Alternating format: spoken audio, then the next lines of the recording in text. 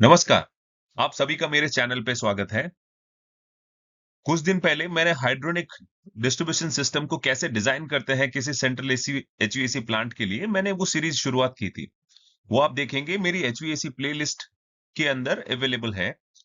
अभी तक हम लोगों ने constant flow system, primary variable flow system, primary secondary variable flow system and अभी हम लोग जाएंगे डिस्ट्रीब्यूटेड पंपिंग फ्लो सिस्टम। सो ये पर्टिकुलर फ्लो सिस्टम्स अगर मेरे को किसी भी एचवीएसी प्लांट के लिए डिजाइन करना है तो कौन कौन सी एप्लीकेशंस में मैंने अभी तक बताया है कि क्या चूज करना है। एंड ये सीरीज में हम लोग देखेंगे कि एक डिस्ट्रीब्यूटेड पंपिंग सिस्टम, सो जो सेकेंडरी पंप है मैं सेकेंडरी पंप को कैसे अलग तरीके से कॉन्फ़िगर करके सिस्टम में मैं डेल्टा पी कम कर सकता हूँ, एनर्जी लॉसेस कम कर सकता हूँ और कैसे कंफर्ट इंप्रूव कर सकता हूँ। सो व्हाइल डिजाइनिंग मैं वो चीजें केयर कर पा रहा हूं जो ऑपरेशनल इश्यूज बड़े प्लांट के अंदर आते हैं। सो ये पर्टिकुलर सीरीज में, ये पर्टिकुलर वीडियो में हम लोग समझने की कोशिश करेंगे कि कैसे डिस्ट्रीब्यूटेड पंपिंग सिस्टम हम लोगों को performance, comfort and efficiency improve करने के लिए हेल्प करता है। सो यहाँ पे आप देखेंगे this is a typical building. यहाँ पे सप्लाई एयर डिफ्यूजर्स है, यहाँ पे प्लांट रूम है, प्लांट रूम से यहाँ पे प्राइमरी पंप है, this is bypass line and यहाँ पे इंडिविजुअल फ्लो कंट्रोल के लिए वॉल दिया गया है।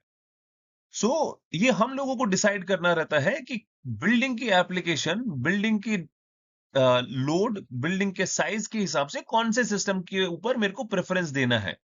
सो मेरे को प्राइमरी वेरिएबल में जाना है और प्राइमरी सेकेंडरी वेरिएबल में जाना है और डिस्ट्रीब्यूटेड पंपिंग सिस्टम जो आज मैं बताने जा रहा हूं। So it is up to us what we design for a better way, how we design a system in a better way for a application reference. Application के रेफरेंस के अंदर हम लोग किसी सिस्टम को कितना अच्छे से डिजाइन करते हैं। सो लार्ज प्लांट एप्लीकेशंस के लिए it is preferable to go for building distribution system, pumping distribution system. So हम समझने की कोशिश करते हैं कि दोनों में फर्क क्या है प्राइमरी सेकेंडरी वेरिएबल के अंदर और डिस्ट्रीब्यूशन सिस्टम के अंदर। सो यहाँ पे आप देखेंगे ये primary secondary variable configuration system है, ये डिस्ट्रीब्यूटेड पंपिंग सिस्टम है। प्राइमरी वेरिएबल के अंदर यहाँ पे प्राइमरी पंप है, प्राइमरी सेकेंडरी वेरिएबल के अंदर यहाँ पे प्राइमरी पंप है, यहाँ पे चिलर है। सेम यहाँ पे भी पंप है और यहाँ पे चिलर है। सेकेंडरी वेरिएबल के अंदर सेकेंडरी पंप यहाँ पे लोकेटेड है, यहाँ पे लोड है एचयू जिसको हम लोग एयर हैंडलिंग यूनिट बोलते हैं। बट डिस्ट्रीब्यूटेड पंपिंग सिस्टम में ये जो कॉमन पंपिंग सिस्टम था, ये जो है डिस्ट्रीब्यूट हो जाता है with reference to the load कि एचयू कॉइल को पानी मिलने के लिए और वो पर्टिकुलर ब्रांच को पानी मिलने के लिए, ताकि हर एयर हैंडलिंग यूनिट और हर ब्रांच को प्रॉपर्ली लास्ट माइल तक पानी पहुंचे। ये डिस्ट्रीब्यूट करने के पीछे एक बड़ा एडवांटेज होता है फॉर द लार्ज बिल्डिंग। जो इनिशियल नजदीक वाला जो एचयू होता है वहां पे हायर प्रेशर ड्रॉप का इशू रहता है because of a single bigger pump. But जब हम लोगों ने स्ट्रैटेजी को डिस्ट्रीब्यूट कर दिया है, that's why it is called distributed pumping system. आपका जो लोड है, प्रेशर ड्रॉप के अक्रॉस, लोड के अक्रॉस प्रेशर ड्रॉप कम हो जाता है, which is making this particular proposition more unique. So let's understand. So this is a typical distributed pumping system. Traditionally क्या होता था, जो सेकेंडरी पंप होता था जो मैंने अभी एक्सप्लेन किया था, वो बड़े साइज का होता था।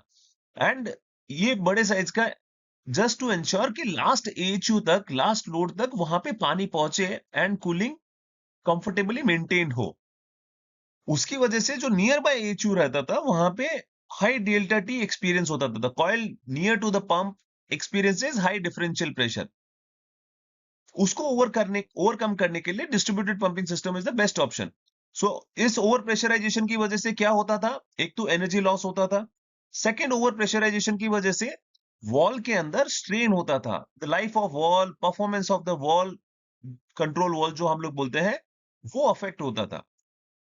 इनएक्यूरेट जो इनएक्यूरेट फ्लो मॉड्यूलेशन, जो चिल वाटर का फ्लो रहता है वो इनएक्यूरेट रहेगा।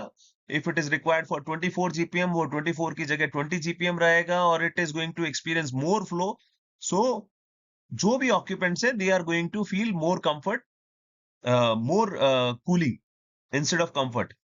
Second, wall lifting, because pressure drop across the coil ज्यादा है।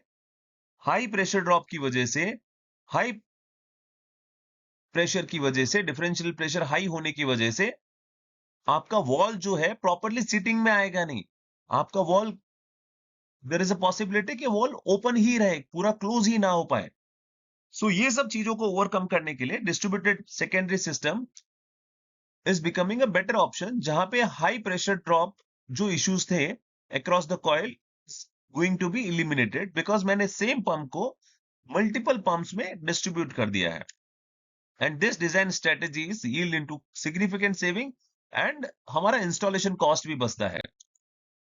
होप ये आपको वीडियो अच्छा लगा रहेगा, आपने मेरा चैनल सब्सक्राइब करके रखा रहेगा। कुछ भी अगर आपको प्रोजेक्ट से रिलेटेड आपको एनी क्यूरी है, आप चैट बॉक्स में डाल सकते हैं। एंड कैसे किसी बिल्डिंग को हम लोग कंफर्टेबली कूल कर सकते हैं with reference to the design and with the less energy consumption. So आपको बहुत सारे ऐसे वीडियोस मेरे चैनल से मिलते रहेंगे, ये वीडियो में भी आपको समझ में आया रहेगा। Hope you are taking benefit of my videos. Thank you.